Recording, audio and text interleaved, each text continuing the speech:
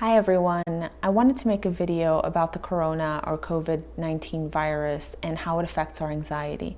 So first I want to let you know that it's normal to experience fear and anxiety. It's a brand new disease that we don't really know too much about.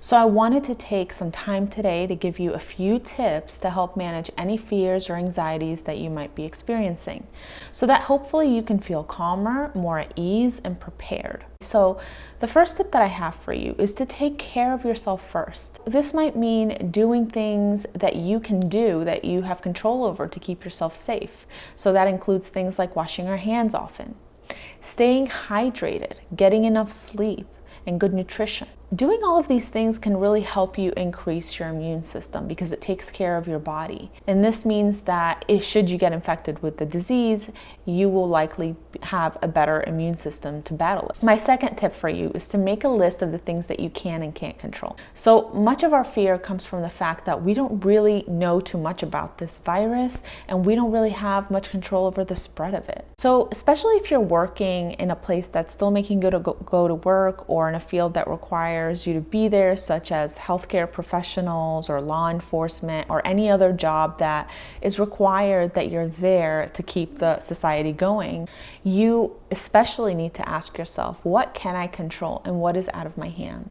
So the things that you can control, again, include personal hygiene, social distancing when you're not working, and following the recommendations from the CDC. I have linked the CDC's website below, so you can always make sure that you're up to date on all the important information that comes out. My third tip is to participate in some form of physical activity, but try to avoid the gym. So try to go for a run outside or a bike ride, or maybe put on a YouTube workout and do something in your house. Get your body moving. See, the thing is that when we experience fear, our body goes into fight or flight mode, and it causes this adrenaline to build up, expecting us to use it to either fight or run from a scary situation or a threatening situation. The thing is with being in this sort of situation is that we can't really run or fight it because we don't know when, if, or how it will affect us. And the threat is constant. It doesn't stop until it's contained or until it passes. And that might not be for a while. So in the meantime, we need to take extra care of ourselves and get rid of that extra energy in order to trick our bodies into thinking that you have just run away from the threat or fought the threat. My fourth tip is to stay informed, but limit your media consumption. So it's important for us to be up to date, and it's important for us to know exactly what's going on. But at the same time, fear can keep us glued to the TV, wondering what's going to happen.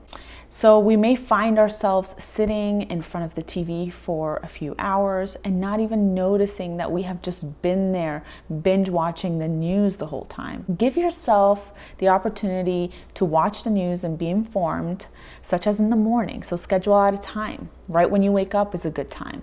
But then change the channel and watch something funny or watch a movie. Which brings me to my fifth tip. Try to connect with others. Just because we are practicing social distancing does not mean that we need to isolate ourselves and withdraw. We are lucky to live in a world where we have access to technology such as FaceTime. You can FaceTime your family and friends and even meet up online and have dinner at a distance. And I know that that sounds kind of funny, but that's the point. You see, you will get a laugh and still enjoy yourself. That connection with your friends and family is really important. One of the best ways to manage anxiety is when we have a community or we feel like we're not alone. That way things feel a little bit less stressful. And lastly, don't forget about self-care. Light a candle, read a book, limit TV at night, and have fun with your pets. Do things that bring you joy. Take this time to work on you and your mental health. Again, we live in a society that is constantly on the go with little to no rest. So take this time to reconnect with yourself. Slow down, take in your surroundings, go outside, and live more mindfully. Those are my tips. I hope that you found them helpful. Try some of them out and let me know how they work out. How are you feeling about the virus? Let's have a chat. What have you been doing to calm yourself down? Are there anything that's concerning you at the moment?